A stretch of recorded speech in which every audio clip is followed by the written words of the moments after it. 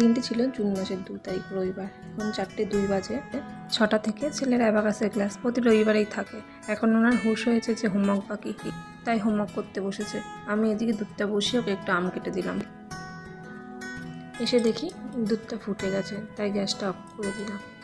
তারপরে চলে গেলাম দুজনে মিলে রেডি হতে। রেডি হয়ে ওকে একটু দুধ খাইয়ে বেরিয়ে পড়লাম।